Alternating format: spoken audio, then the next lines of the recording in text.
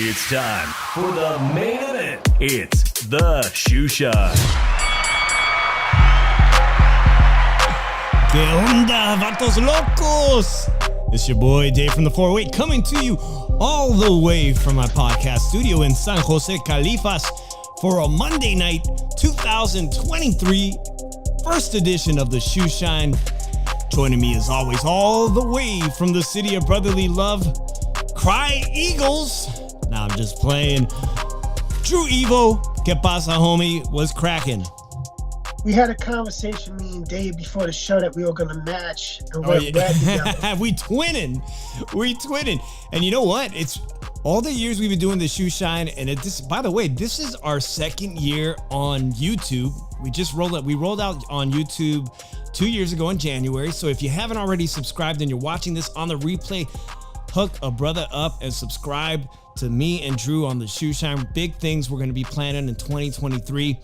But as I was saying, Drew, hey, this is the first time that I can remember that the 49ers, shout out to the Niner Nation, bang, bang, and the Philadelphia Eagles are going to be in the NFC playoffs. Congratulations to the Eagles for clinching the first seed. Congratulations. And you know, another funny thing, Drew, you remember our boy comedian, speech impediment man who rags on you. And by the way, he called me this weekend wondering where his $50 was from where his $50 was from a bet back in the day. The Vikings are in the playoffs, NFC playoffs, and you're not going to believe it. Johnny Savage is texting me that the Jaguars, the worst team last year in NFL, are in the playoffs. Can you believe that? The Jaguars. But Dave, I predicted in the beginning of the season the Jaguars are going to win the AFC South, and they did. They did. I can't believe it. Speaking of predictions, this Saturday was the first big card of 2023. Of course, headlined by one of the biggest stars in boxing. I'm talking about Gervonta Tank Davis, a huge ticket seller, a tremendous sold out gate in Washington, D.C. And we almost got it right. I mean, I think we both said that the entire card was going to be mismatches, but it turns out Rashidi Ellis kicks off the year with one of the worst, being involved in one of the biggest upsets already of 2023, man. A guy who undefeated loses to this Venezuelan fighter. And I actually didn't really have the Venezuelan fighter winning, even if you give him the 3 knockdowns. It didn't seem to be fair, but we'll get to that in just a minute. Hello to everybody joining us. JC, Nando Lamas, appreciate you. Bella Bling, everyone coming in. Hey, let your homies know that the Shoe Shine is on because I want to get more people in the room. Drew, let's get to that. But first, let's do a tequila tasting. I got this gift set at Costco for Christmas, okay? And it's Herradura. And so far, I'll be honest with you guys, I'm a big fan of aged tequilas or añejos, and the añejo was incredibly disappointing, but the silver is not bad. It's right up there with Don Julio Silver. So I'm going to have a shot, pour myself a nice ASMR shot there, Drew. All right, man. What's everybody drinking tonight? Let me know in the chat if you're having a cerveza, a shot of tequila. Saludos to everybody if you're just having water. The phone line is open if you want to get on the conversation, 702-710-3627. Let's kick off with the guy nobody's talking about on Monday, Drew. He makes his debut, Boo Boo Andrade, fighting a guy who seemed to be the leftovers of Edgar Berlanga, man. Scorecards were wide. I think everybody had him winning every single round. What did you make, Drew, of him not being able to get this guy, this tough, durable Demon Nicholson, in 12 rounds of action to kick off this pay-per-view card? I don't know. He's a hard guy to get out of there, but for a guy that had a disadvantage in reach, a big disadvantage in reach, Andrade, he was able to actually do his game plan, stay out the outside most of the fight, and box, and no effective punching. He was aggressive too, but it's the first fight, 168. This was supposed to be the welcoming fight, and he went to PBC hoping to land a Charlo fight or a Benavidez fight or Caleb Plant. So hopefully he gets bigger names. PBC does have possibly, other than Canelo, the biggest names in the super middleweight division. They do. So hopefully he can land a fight with one of them now that he's over there. Undoubtedly, man. Things weren't working out for him in 2022 with Eddie Hearn. This guy was largely inactive, was the middleweight champion of the world. The middleweight division seemed to be that none of the big names wanted to fight each other. And now he finds himself at PBC. And you bring up a great point, Drew, that PBC has got, they're stacked with talent at 168 pounds. Two former world champions and Caleb Plant, who got a shot at Canelo. And then you got David Benavidez. What about the Cuban fighter, man? Tremendous fight. That is a fight that I would love to see. I would like to see David Morrell, who holds a secondary title at 168 pounds. As much as I'd like to see David Morrell versus Canelo, man, what that wouldn't be to see two southpaws.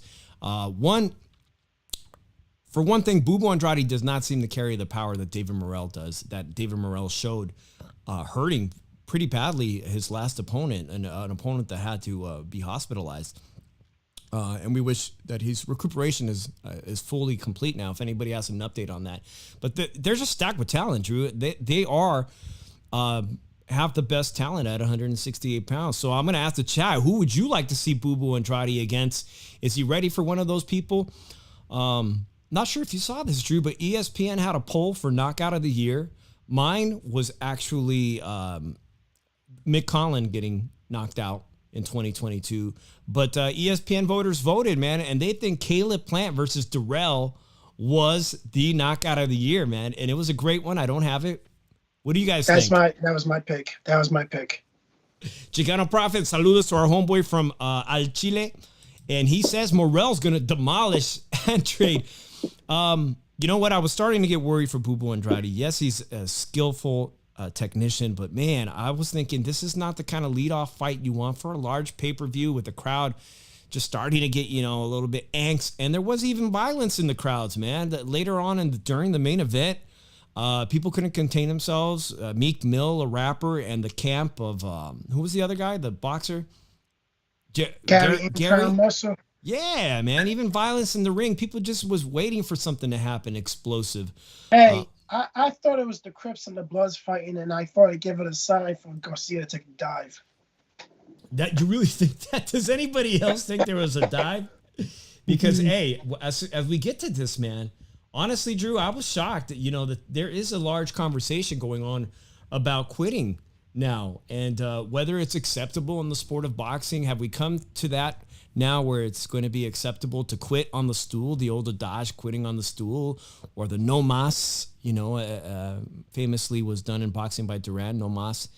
But let's leave that for later, man. From right here, do you see big things happening for Boo Boo Andrade? Do you see him getting a title shot against Canelo ever in 2023? Does anybody see him getting a title shot against Canelo Alvarez, undisputed? It's not gonna be this year, because I really think that he's gonna land fights with Benavidez, and I'm hoping he can land a fight between the winner of Benavidez and Caleb Plant. But I would like to see him fight Charlo. I think one of those couple fights is the ideal for him, because if he can knock off the two guys that there's three guys, but the one guy had a crack at him already, a crack at Canelo. But if he can knock one of the names that wanted the Canelo fight and do it convincingly, it will put him up there as potentially a next opponent for Canelo.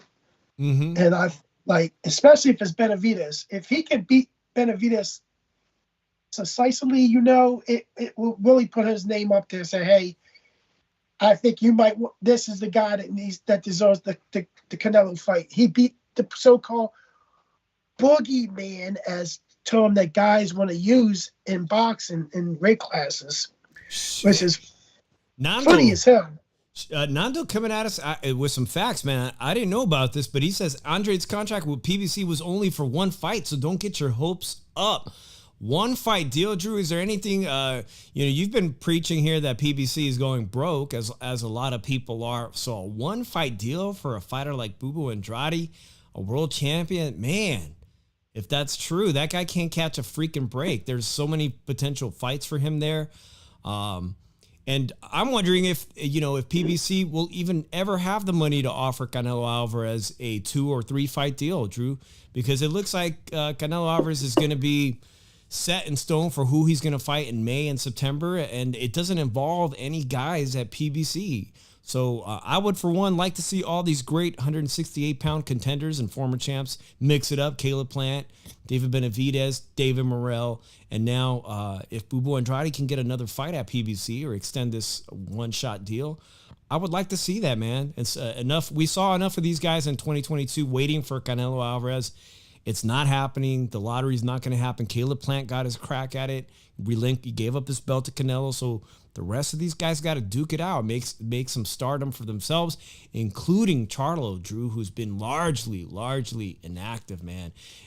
If it's time for Charlo to move up this week, I heard some interesting theories, man, about Spence and Charlo's and how at PBC we will never see Spence defending his titles against the likes of who we're going to get to, man. I'm talking about your Philadelphia fighter and Boots Ennis. We'll never see him fight Boots Ennis because he's probably going to move up in 154 in a synchronized move that sees both Charlos moving up to 160 and 168 respectively. And we won't get those great fights. We'll see. You guys, any of you guys agree on that, man? That with this theory that Spence will be moving up to 154 in synchronicity with the Charlos moving up to respectively 160 and 168. Ah, man, not a good night for Boots Ennis. Should we get the Boots Ennis for the upset first? What do you want to talk about, Drew?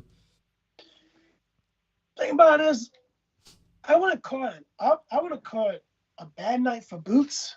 It was like, I call it a loading curve a little bit because, like, he's never been 12 rounds. And, it's a learning curve. It showed that he had the gas for it. He had the stamina to go 12 rounds. So that's a plus. Because eventually he's going to go 12 rounds. Everybody goes 12 rounds eventually, unless you're like a club fighter and get your ass kicked every time, and you're just that little tune-up thing for a 4-round belt order, 4-round fight. But it was a good. Even the headliner, great point, man. Even the headliners ran into somebody tough, relatively unknown. I'm talking about Pitbull Cruz and Gervonta Tank Davis. Pitbull Cruz is the last guy to take Gervonta Davis 12 rounds. You got a good point there, Drew, as the competition ramps up. But a lot of the criticism that Boots Ennis has had this previous year, and even on our very last show from people that watch the show and watch all the YouTube commentators, is that his resume is thin. There were some good names on there, like Lip Vignette's a former champion, some contenders, some former guys who've been in there with big names. But Karen seemed to be relatively unknown, a number 10 contender for the IBF. This dude, Karen, shocked it, man. Exceptionally good footwork, all right? Kept himself out of range from serious heavy damage that Boots Ennis is known to have. He can inflict heavy damage with his heavy hands, right? It's true. It's true, man. His footwork kept him out of danger. And I got to give this guy credit, man. Karen, and I won't even bother trying to say his last name. Hell of a chin. A hell of a chin, man. I mean, it's not too many guys who stood up to Gervonta Tank Davis, his exceptional KO record, his exceptional power that Tank Davis has, and yet Pitbull Cruz was able to sustain it and win, in some people's eyes, a draw or maybe even a majority of the rounds. But this guy, Karen, I would like to see him, and I think he made a good name for himself this past Saturday night, Drew. But it made Boots look not rudimentary, but it made him look like somebody that shouldn't be considered the boogeyman. How do you guys feel about that in the chat? And Drew, how do you feel about that? You think he's going to attract fighters now that he looked like somebody that's not unstoppable? No, because I'll be honest with you, he had to do Karen hurt a couple of times. He could have stopped him in the fight, but he got away and everything. But tell you the truth, it's not, because here's the thing. Virgil Ortiz does not circle the ring, does not circle around a fighter. Terence Crawford can do it, but he'll probably go forward to fight. And Errol Spence isn't that type of fighter either. So, tell you the truth, what the hell does that prove? And this is what I'm talking about. I knew when Boots went 12 rounds against against somebody they don't expect it, fans are going to get on Boots. They're going to get on Boots. They're going to start saying, oh, he doesn't beat Terence Crawford. He doesn't beat Errol Spence. He doesn't beat Virgil Ortiz. Boxing fans remind me of the Dallas Cowboys. How's that? We'll always get them next year. We'll go to the Super Bowl next year. They never fucking do. And everything. But like that's what boxing fans remind me of sometimes, the Dallas Cowboy fans. And like, really, those 12 rounds and you're gonna bash them for going 12 rounds? Like, it's the same if Virgil Ortiz would have went 12 rounds with someone they think he should have knocked out. They'll get on him too. Well, it's not just Boots. It's Virgil Ortiz when he goes 12 rounds. Trust me, he's going 12 rounds eventually, and fans are going to get on him too. It could very well be in his next fight, and you bring up Virgil Ortiz. We've got some comments in here. Chicano Prophet says, Ennis could have stopped Karen. Oh, come on, Drew. And JC says, Virgil sparks Karen. And speaking of Virgil, since we're on the subject of him, a lot of people have been excited. I was on the round table. Thank you to D-Styles this past Thursday and Beeb. But let me see. Where is this little thing I had put up here? I was very excited about this, man. But there was some big news this week, man. Stanionis is having surgery. He's had appendicitis. Not an uncommon. It's uncommon for someone maybe at his age to be suffering from appendicitis, but it's a surgery nonetheless that requires a lot of healing time. So as excited as everybody is to see Virgil get a shot at someone so talented as Stanionis, who holds a secondary title himself, it's going to be delayed. He says that the new date should be made in a few days. It should be April the 2nd. Weeks of rest for my body, and then I'll be flying to the USA to start preparation for the fight. And as you well pointed, Drew, if Virgil's going to be going 12 rounds, I think it's going to be against this guy, Stanionis. Why did I see his manager on Twitter saying that they're not waiting for Stanionis to heal? Because he said he'll be ready in April. They're like, we're not waiting for April for you. Yeah, I think you're right to that, man. Let me know in the chat if this is correct, man, that they're not going to wait for this guy, and maybe they want to take a tune-up fight. Let's talk to the 510. We got a call on the Shoe Shine. Remember, guys, the phone line is open. 510, you were on with the Shoe Shine. Hey, what's up, Dave? What's up, Drew? Fernando? How you guys doing? Nando. What's up, man? Hey, ¿qué pasa, Nando? Talk to us, man. The PBC kicked it off. Hey, dude, I'm calling in, believe it or not, to defend Boots and Rashidi, man. Okay. Dude, to me, I think it's ring rust, man. Like, those guys, they don't fight enough, man. Like, once a year, it's 3-1. I think they're both really talented, right? Boots and Rashidi. Mm-hmm. But it's like going to work once a year, man. No matter what you do, if you go to work only once a year, you're not going to be up to it, man. You know? It's like throwing a preseason team in. You know what I mean?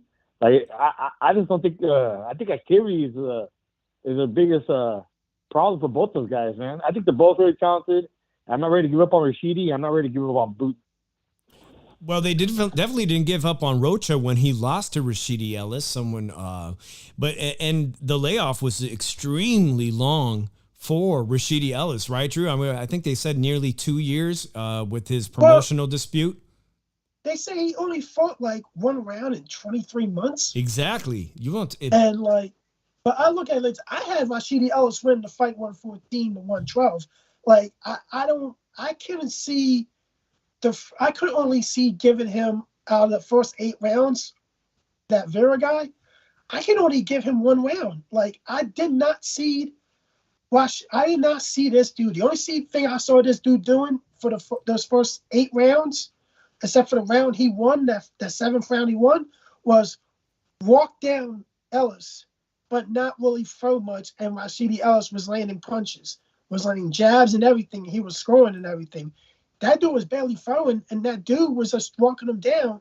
And I guess they were trying to give him points for walking him down and everything, because I just could not see me giving him any of those early rounds. And like, okay, you can say I counted the 3rd knockdown. I would count the 3rd knockdown, but they didn't count it, so I couldn't put that on the scorecard and everything. But I had it 114, 112. Rashidi Ellis. I thought, I don't know what the hell these guys were looking at early on in the fight, but he clearly didn't do shit in the first half of that fight. All he was doing is walking Ellis down. Chicano Prophet said, I don't whoa. agree with that. I don't agree with that, Drew. Go ahead. I'm sorry, dude. I don't agree with that, Drew, just because if he wasn't doing anything in the early rounds, he wouldn't have worn out Rashidi in the late rounds. You know what I mean? Like, he had to be doing something. Maybe it wasn't apparent to the eye or on television, but he had to be doing something to wear out Rashidi in the late rounds like that. You know what I mean? Like, it wasn't like he wasn't doing nothing at all. If you look at it, walking him down, trying to keep him off him by punching him, that's walking and going around the ring. That's actually rounding somebody out. He hasn't been in the ring. He hasn't been in the ring in almost 2 years. 1 round in 23 months, as they say. That's really going to take some heat off. That's really going to take a lot off of you. And he was throwing a lot of jabs. He landed like 164 jabs. Rashidi Ellis in that whole fight, I believe. And like, there was a high punch output that he was putting on to keep him back. But like, I just don't see a lot of Vera was doing in those early rounds that I could give him any of those rounds. Like, late in the fight, I was giving him rounds. I scored the 2 knockdown, the 10-7 round, and everything. But I still could not give Vera that fight, because that early part of that fight, the first 7 or 8 rounds, it just was not there for him. And when I want to see a rematch? Yeah, I would like to see a rematch just to see if it was a fluke or Rashidi Ellis is not going to improve on it and what he has to do. But tell you the truth, it ruined a good payday for him against Boots, because I would believe that if he would have won that fight, he would have fought Boots next. But it's just a big step back for his career and development. Yeah, big step back. And I'll be honest, man, I don't think the guy, the Venezuelan fighter, props to him for rallying back heavily. And if he could have started this assault earlier, 6th round perhaps, I would have given it to him on the scorecard. Or maybe he could have actually finished Ellis, because he did drop him 3 times. But even dropping him 3 times, Nando, I think Roy Manvilla would have most likely have gotten just a draw at best. But the judges had it 114-112, 114-112. 2 of them did. So they must have thought, Drew, that he won early rounds, man. I don't have the scorecard in front of me, but they must have thought he won more than a few of the earlier rounds. But this is a big step back for Rashidi Ellis. And I still think, like Nando says, that I'm not giving up on the guy. But I have given up on the idea of him fighting Boots Ennis, because both of these guys were set to fight apart, just on the same card with that intention to see if these guys could have a superb matchup. With Virgil Ortiz being tied up with Stanionis, this was a fight that, unfortunately, Ellis blew for one reason or another. Go ahead, Drew. Before you speak, Nando, on this, I got to address a comment. Tommy, I'm going to be honest with you. Yeah, he did break his hand, but here's the thing. Boxers break their hands all the time in boxing during fights, and boxers fight with broken hands during fights when they break their hands. So we're not going to use that bullshit excuse against when he fought Isaac Cruz. I'm sorry, but boxers fight with broken hands all the time when they fight. If they break their hands during the fight, they still fight. Like, there's some that quit, but there's some but there's a lot more that fight with a broken hand. I'm just saying. Can I say one thing? Go ahead, Nando. I know you were saying. I'm sorry, Dave. You were saying that you don't see Ellis and Boots are fighting again. If this was Top Rank, That's exactly who would be fighting each other next. Rashidi, for one of them to get the stink off of them, for one to come out the winner and get some stink off of them, I think that'd be a great fight, to be honest, next for either one of those guys to fight each other and kind of a crossroads fight, for both guys, man. I mean, Boots not really, right? Like, Boots, he's still going, even though he still had a hiccup, he's going in the positive direction whether he fights Rashidi or not. But I think both guys would be highly motivated for that fight. It'd be the biggest fight for both guys, man, And to be honest, I think Rashidi can pull off the upset, If he's in better shape, he's got a better training camp, and being more active, I think he's still going to be a problem, even for Boots. Wow.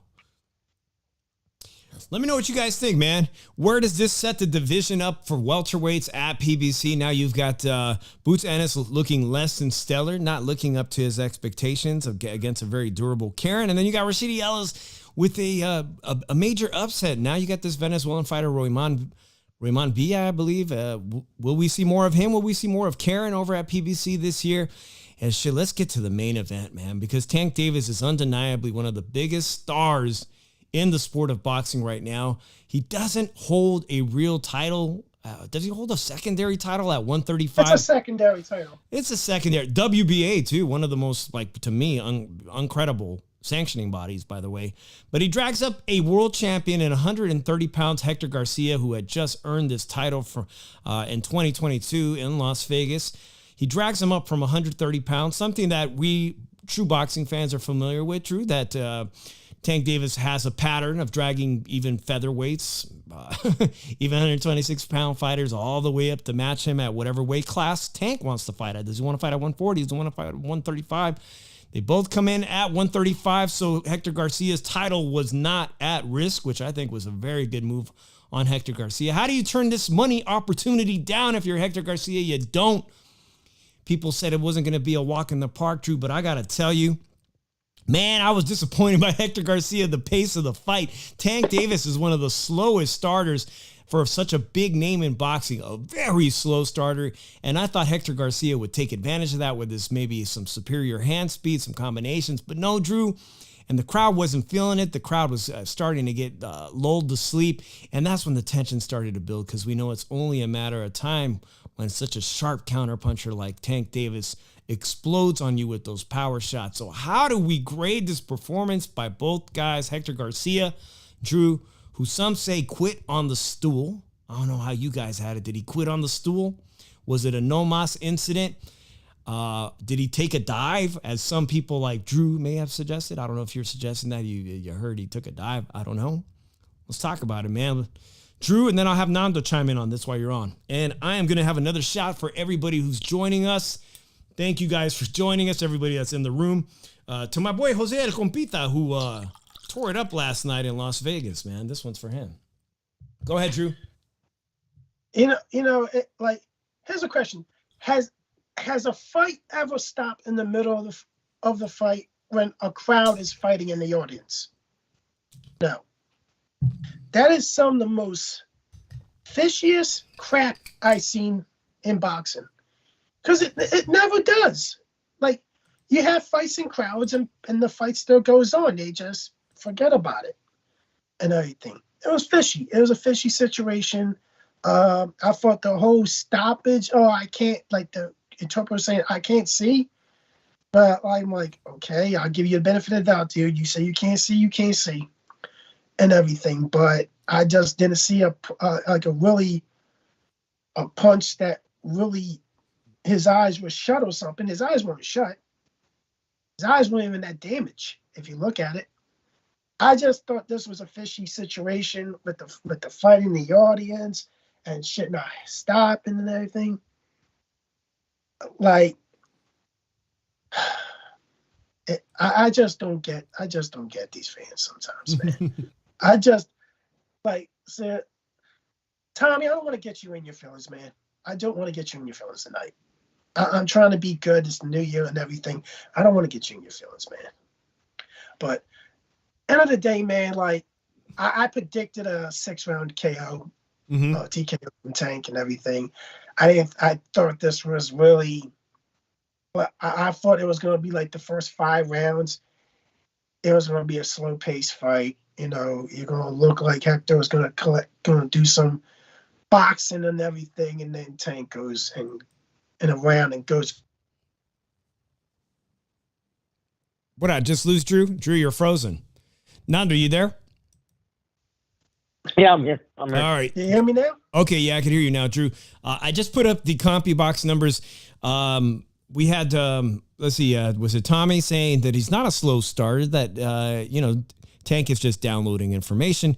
Even Floyd Mayweather was accused of being a slow starter. And, over the course of the career, it became really clear that that's exactly what Floyd Mayweather was doing, downloading the information, the data needed to come up with the counterattack, and it's a supreme counter attack. And even Canelo Alvarez is a slow starter. So it's not like I'm not talking down on Tank Davis, but the numbers speak for themselves, man. And let's see. Davis threw just 15 punches in round one, landed 3. But by the 8th and final round, where he hit him right, the perfect shot, in my opinion, 46 punches, which is kind of on the high, because Tank Davis, for being a secondary title champion, he throws an average of 35 punches, which is what was on par in rounds 4 and 6. 35 punches is kind of on par what he throws. And Garcia, at best, threw 50, 52, and 54, and 53 in the 7th. He's averaging more like 50 punches per round, but it's still just not good enough, man. When you fight Gervonta Tank Davis, Pitbull Cruz's attack was much more sustained and at much higher output. And I think that's the kind of fighter that beats Tank Davis, is an offensive weapon like Pitbull Cruz. Nando, do you agree, man? I've got it up here, man. Does Tank Davis smoke everyone at 135 pounds? I'm talking about Lomachenko, man. I'm talking about Devin Haney. Does he beat them all? Does he smoke them all? Come. I don't know, dude. I think those guys out hustle him to a decision, man. Devin Haney or Loma. Even Zepeda, dude. Zepeda set the record for most punches thrown, right? By a lightweight in a fight. Yeah, he just made a brilliant. He's like, I'm sorry. Yeah, Zepeda, William Zepeda just broke a world record for lightweights. You're absolutely right about that. Most punches thrown, and a Mexican fighter, right? I was just saying, I think that's the kind of guy that beats Tank. But do those guys have the chin? It seemed Pitbull Cruz did, but does Haney have the chin, Drew? Here's the thing. Haney would stay on the outside the whole fight, box Tank to a decision. Shakur Stevenson will make Tank look silly. Loma will make Tank look silly. Even Loma? I think. Oh, shit, guys. I think Shakur and Loma stop him. I really think that Shakur and Loma both stop Tank. But I'm gonna be like, but I am gonna be like this, and I think Tommy's gonna be happy when I say this, because I'm gonna give Tank some credit here. I'm picking him to beat Ryan Garcia if this fight happens, because Ryan Garcia has that Amir Khan weakness. He keeps his chin out, and Tank can exploit that. And here's the thing: they're both flat-footed fighters, and if Togo got inside Ryan Garcia and has some little bit of success, Tank Davis can do better. I'm just saying that people got to watch out. That weakness is going to come out, and Tank could exploit that and land a punch. But, Ryan could keep Tank on the outside and get a decision. But I think if the knockout happens, it's going to be Tank Davis knocking out Ryan Garcia, because he just keeps his goddamn chin out all the time. And only one person's made him pay for that, and that's Luke Campbell. Guy doesn't really have that much power, but the way he knocked him down, it was a fucking beautiful knockdown. And he still hasn't won from it to keep his chin in. No, he hasn't been up against opponents.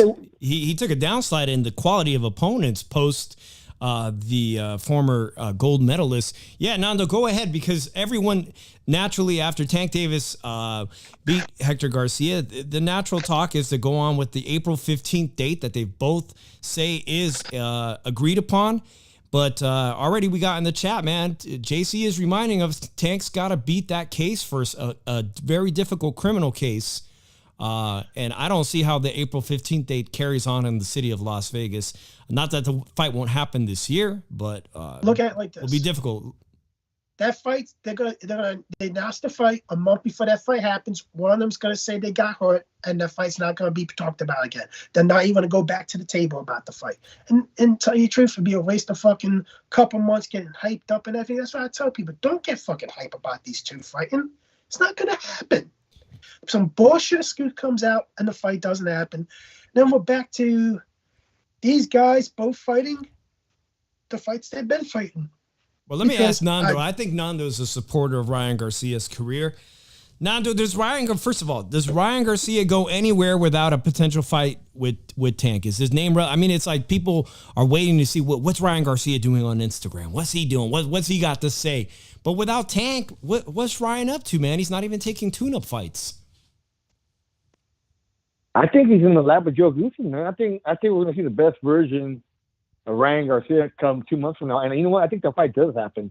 Because as somebody who's familiar with the court system, unfortunately, when you get a felony, you can drag that out for quite a while, man. You can drag that out for quite a while if you got good lawyers and you pay your bail.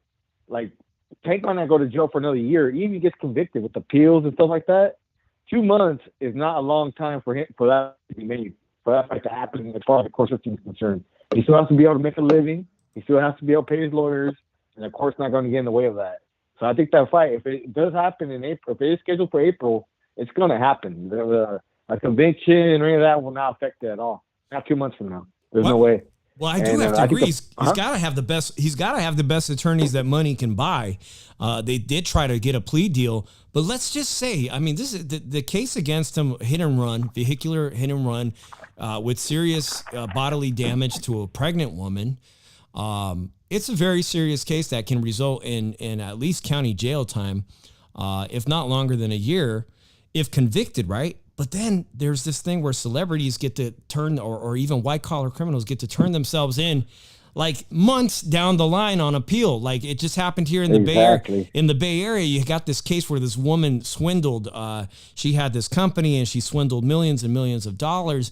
And she dragged that shit out even after being convicted of fraud. She dragged it out. Elizabeth something's her name.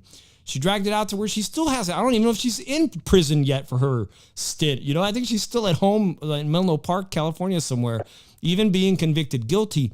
So the turnaround to turn himself into prison if he is convicted or jail or whatever it's going to be, man, I think, Drew, there's a good chance. I am thinking there is a good chance that the date could happen.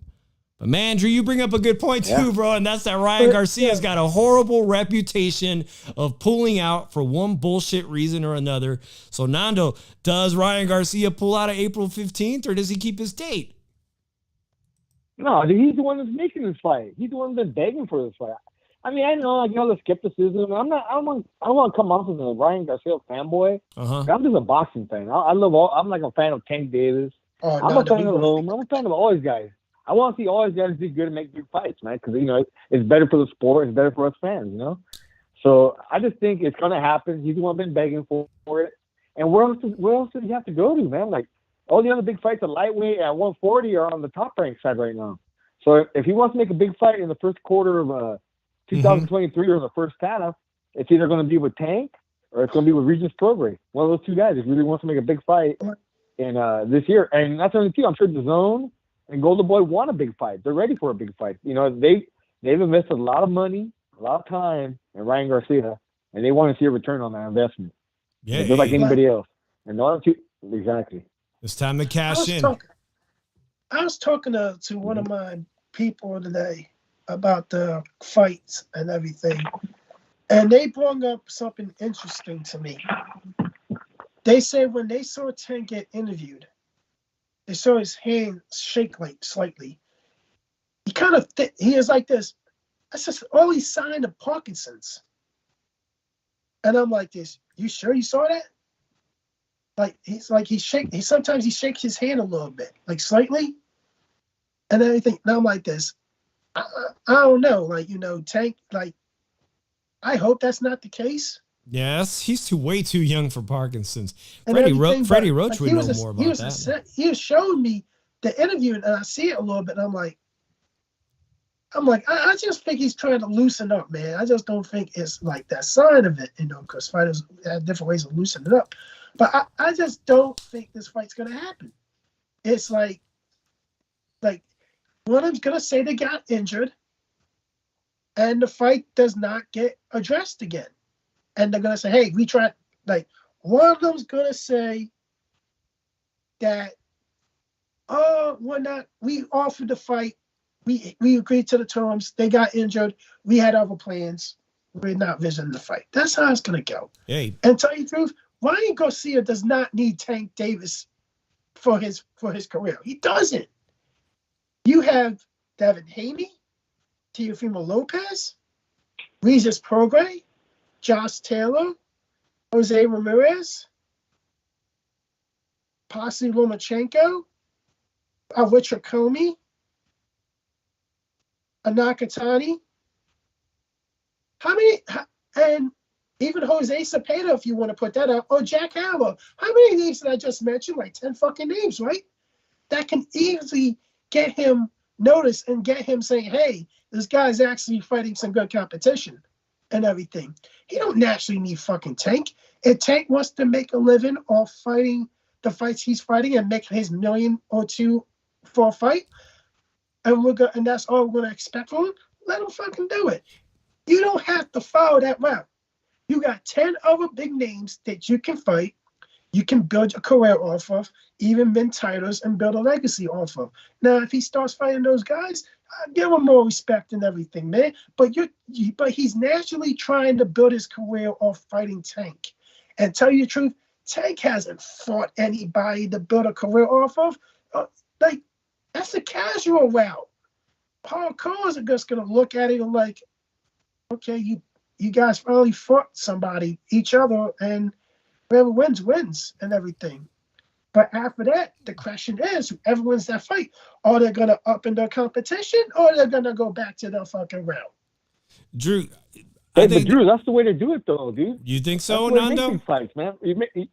Absolutely, dude. Like, look, De La Hoya's first big major fight was versus Tito Trinidad, and he lost it, you know? But it was such a good fight, or at least a competitive fight, however you want to look at it. It still brought De La Hoya up. It still brought Trinidad up. That's the thing with the PBC, man. They're so weird about keeping that zero instead of making big fights, dude. For me, the PBC has ruined the Charlos. They ruined what Spence could have been. They ruined what Benavidez could have been, and they're ruining what Tank could be also by not putting him in big fights, man. Regardless of what happens, who loses, if it's a good fight, the fans are going to support him and be excited for their fights, man. But Nando, don't you think that's another bad thing? Nando, I got to ask you, man, but Oscar De La Hoya had how many world titles by the time he was 25 years old? How many world titles has Ryan Garcia gotten? You're right. I mean... You're right. No, you're right. You're right. Just on that subject, maybe I'm right on that, but I mean, Drew, I think you're presuming that Ryan Garcia sees himself as the type of fighter that Devin Haney is, that says, I'm going to put everybody that I need to get to collect a title in front of me, and I'm going to build a legacy the old-fashioned way in the sport of boxing. And then when I'm done collecting all the titles at this weight class, I will move on to the next weight class, where you got people like Gervonta Tank Davis, who's become a superstar by having secondary titles and putting on showcase fights where he knocks people out. He's an entertainer. He's more someone that I see him more closely related to Jake Paul, like someone who's just trying to sell the biggest fight and sell the biggest tickets, sell the biggest pay-per-view specials. And I think Ryan Garcia, man, honestly, Ryan Garcia, and we've talked about him for a very long time. Our very first show on YouTube 2 years ago was about Ryan Garcia. I don't think he's interested in that old school boxing legacy. I just strictly think he's interested in collecting the most amount of fame and money potentially he can earn in the sport of boxing before moving on to other things in the entertainment industry, whether it's an acting career in Hollywood. He's got a movie coming out on Netflix soon that it's in the works. I just think he's got other endeavors. He doesn't plan on getting, hit in the face all through his 20s and 30s. I just can't. I'm sorry, I can't respect someone that's in boxing just for that. Like when you're in boxing, your thing is to win world titles. Your thing is to be called the best that ever done it. That's what I grew up watching boxing for.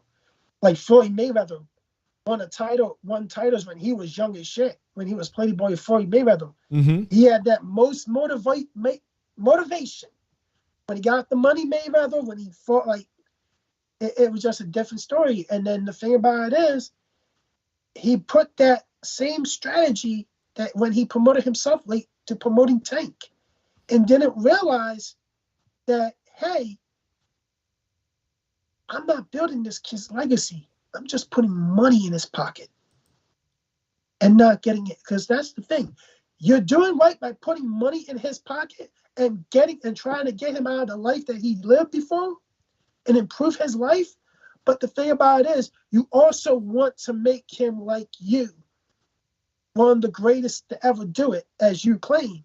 He is one of the greatest to ever do it, but he's not the greatest of all time, but he's one of the greatest to ever do it. But he should put that knowledge on the Tank and promote Tank the way he did. He was promoted all in his career as Pretty Boy.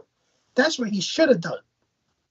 Because I believe Tank could have been pound for pound, top pound for pound fighter if he went that route.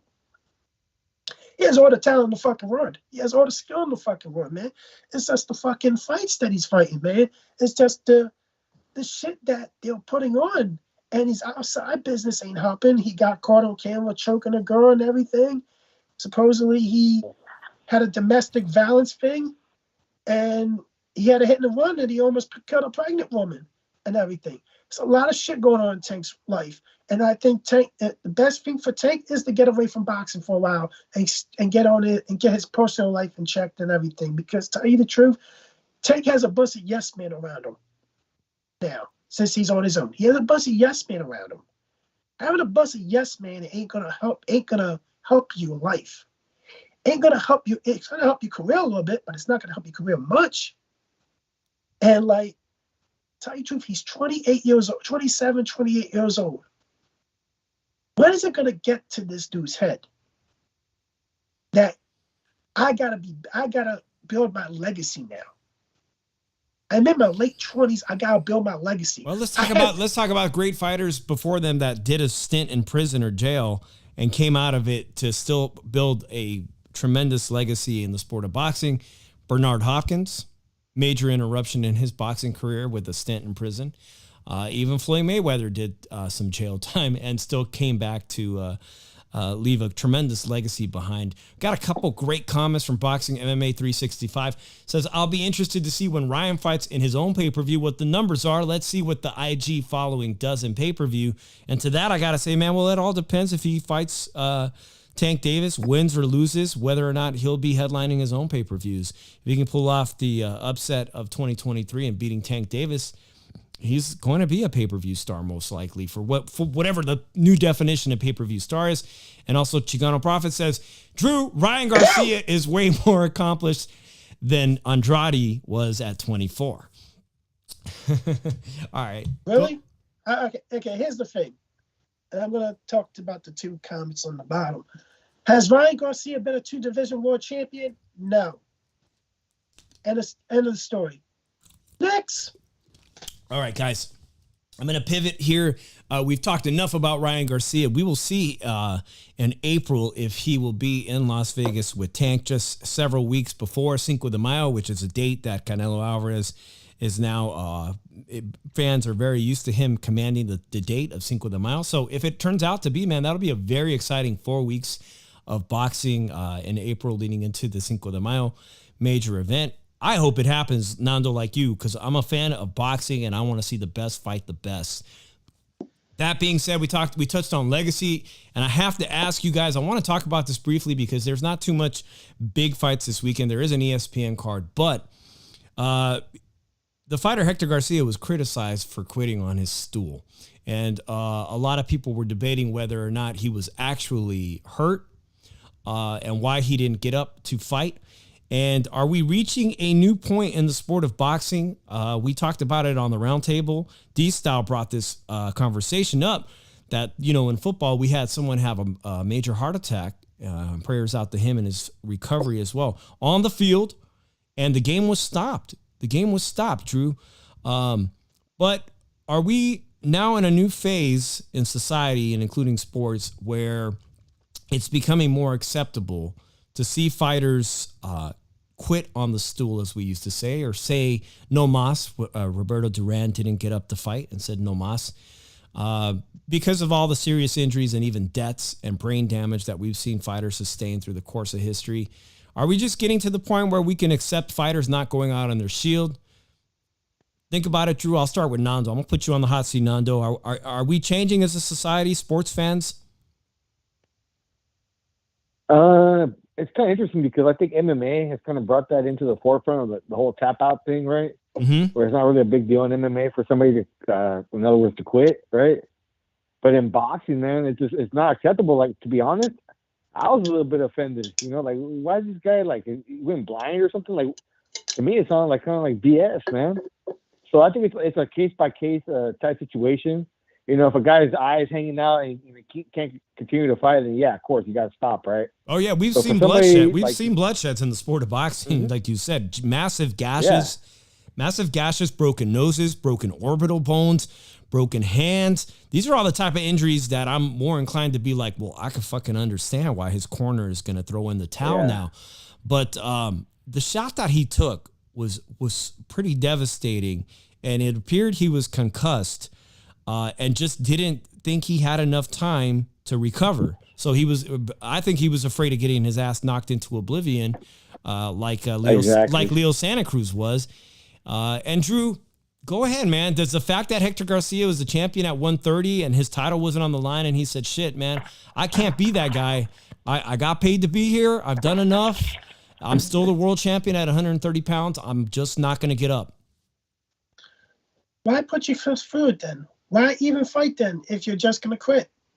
Why waste everybody's time in seeing the fight if you're just going to quit? Seriously. This is what I'm like. This is some bullshit I see now. Like, I understand why Billy Joe Sanders quit on the stool and everything. He had a broken orbital bone. He couldn't see it eye to eye.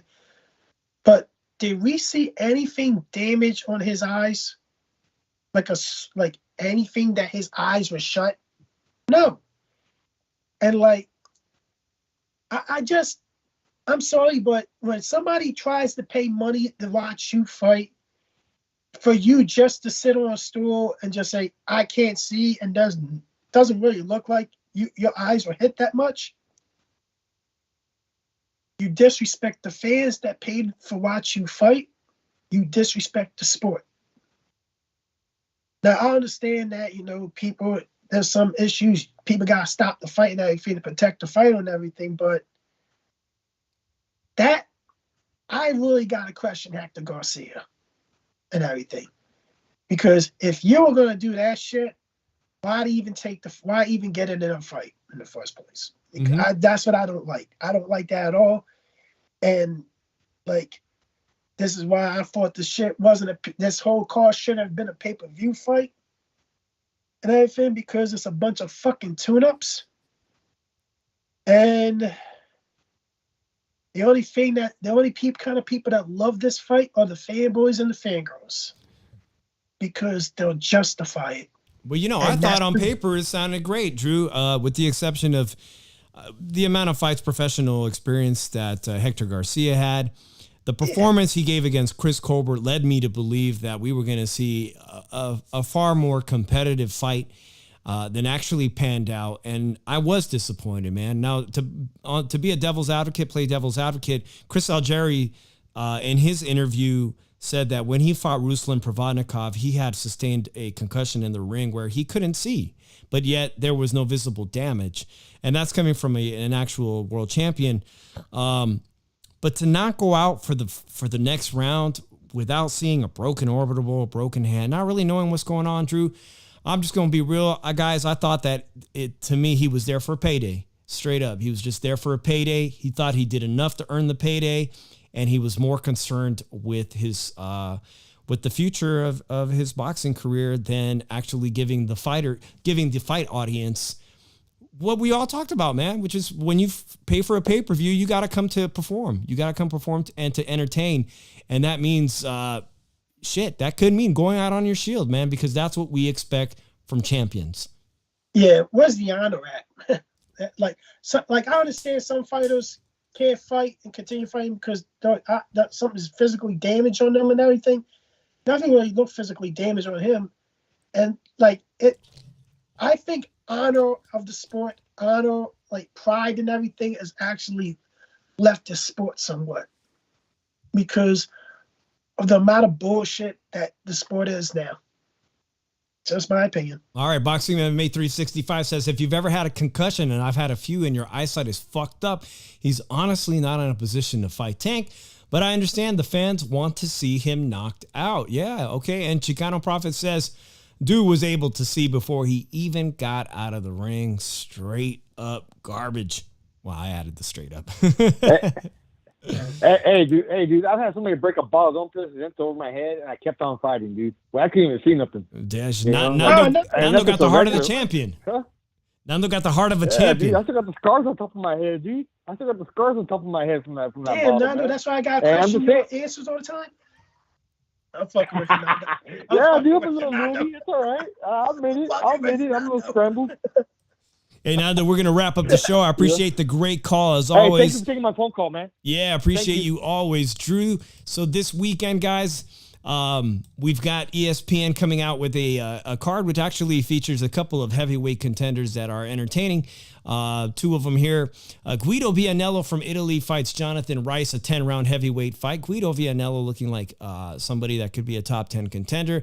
And I always get his name messed up, but Efe Ajagba, who I think is a very entertaining guy and still has a lot of potential in the heavyweight division, as well as Floyd Cashflow Diaz, a very entertaining Mexican-American fighter fighting out of Las Vegas. He just recently fought, and it's so recent that he doesn't really even have an opponent listed here, but it's an 8-round junior featherweight.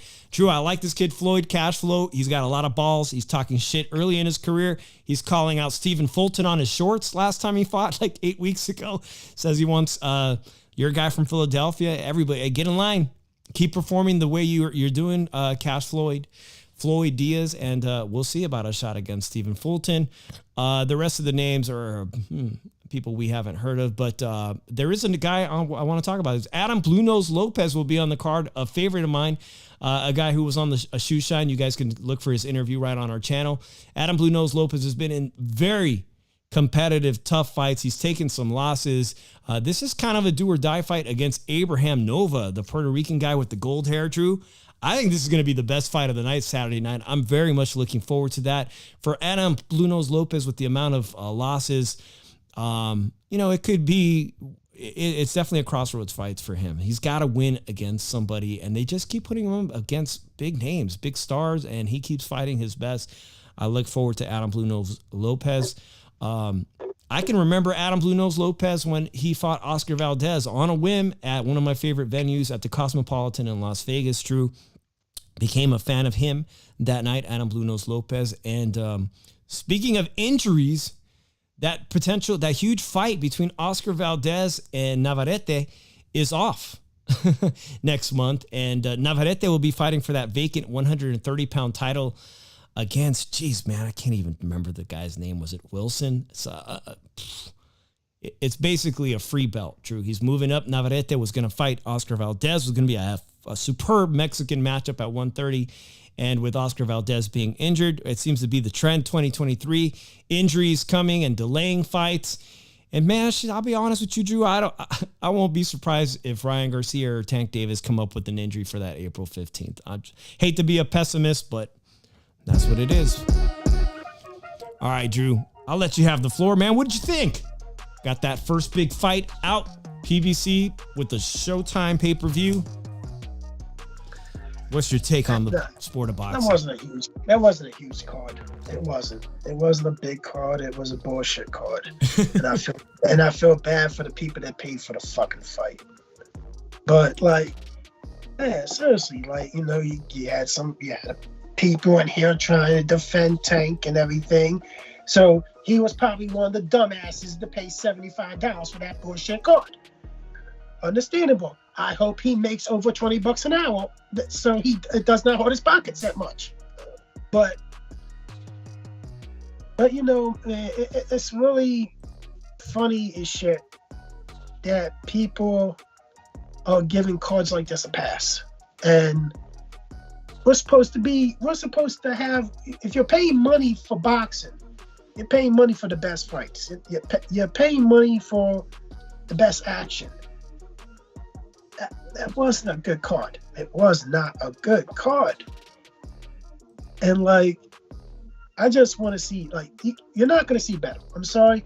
I have my doubts about the sport of boxing nowadays because I'm used to being disappointed when it comes to boxing. And I'm telling people right now, you gotta get used to being disappointed because that's all you're gonna do is be disappointed. Because tell you the truth, you're gonna hope this fight gets made and then the shit doesn't happen. And guys gonna bitch and moan about it to me or Dave or any of these guys on YouTube or on the phone to your baby mama and everything that you haven't seen in a goddamn long time. You gotta be like me a little bit and be used to getting disappointed in boxing. Seriously, you feel a lot fucking better. Yeah. Hey, Paulie Malignaggi. Drew, Paulie Malignaggi said 2022 was a straight up wash and one of the worst years in the sport of boxing he's seen. God damn it, gotta give Paulie credit. I didn't get Paulie credit for his boxing power, but I gave him credit for this. All right, man. Hey, we will see you guys next Monday on the Shoe Shine. We'll be talking about a lot of exciting stuff coming up in these tune-up fights. This ESPN card. Now you got all we talk about is tune-up fights here on the Shoe Shine. Shout out to my boy Sonteo Media who joined us late. I wanted to let you know, I think that Bam Rodriguez and Joshua Franco were breakout performers in the year of 22. Yes, a bad year, but a great year for Franco and Bam Rodriguez. And while we're at it, because he's knows so many people with Robert Garcia's camp, Anthony Joshua set to make a huge announcement, Drew, that he's coming back to the U.S. to train.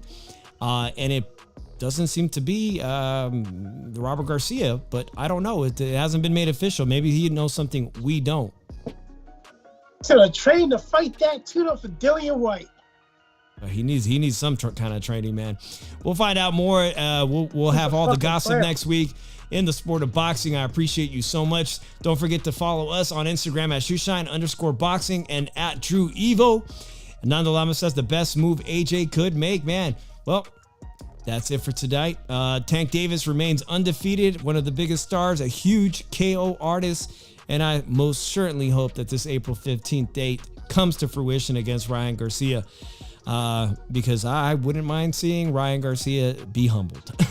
I'm Dave from the 408. Drew, I'll catch you next week. Don't forget to jab that like if you haven't. Drop us a comment on how the shoe shine could be better. Make sure you leave us a comment in the comment section and subscribe if you haven't. I'll see you next week. Drew, peace.